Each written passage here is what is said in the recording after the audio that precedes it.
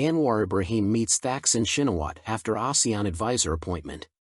Malaysian Prime Minister Anwar Ibrahim has met with Thaksin Shinawatra following the former Thai Premier's appointment as his advisor on ASEAN affairs.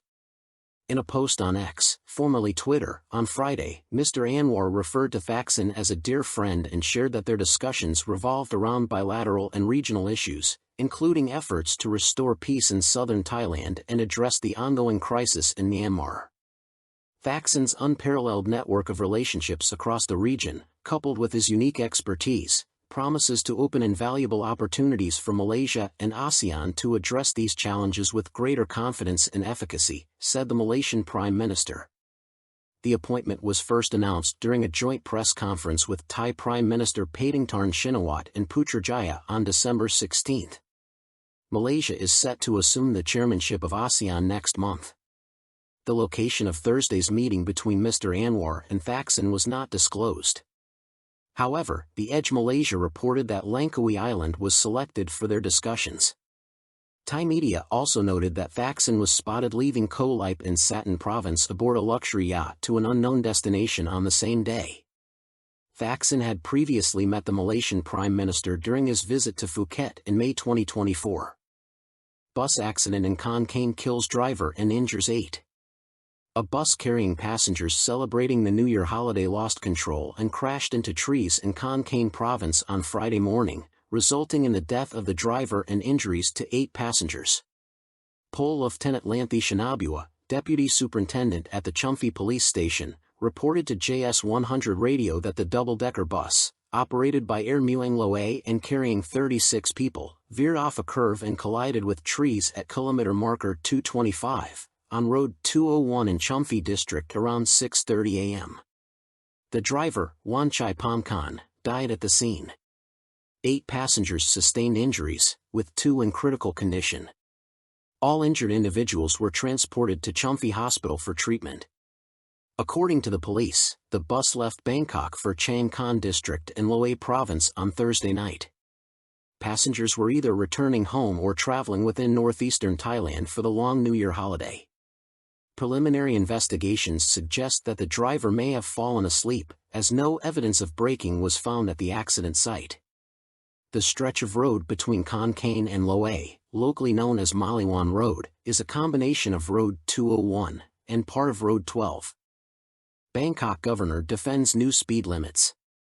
Bangkok Governor Chadchart Sittipunt has defended the city's new speed limit regulations, emphasizing their potential to improve road safety and reduce fatalities amid widespread criticism on social media.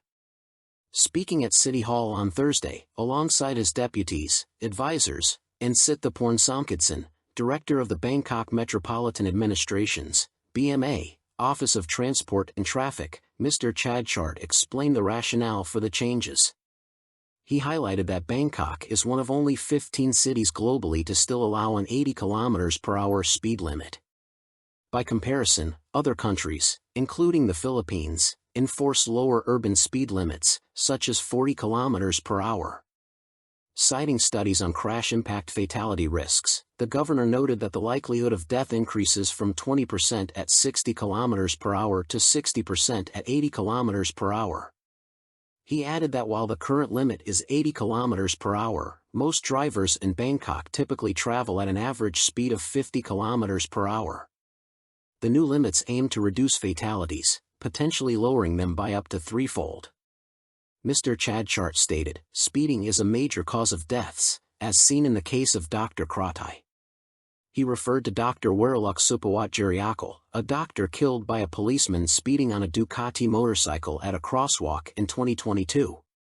The new speed limit is 60 km/h on most roads, with exceptions for major thoroughfares and a 50 km/h limit near the Grand Palace.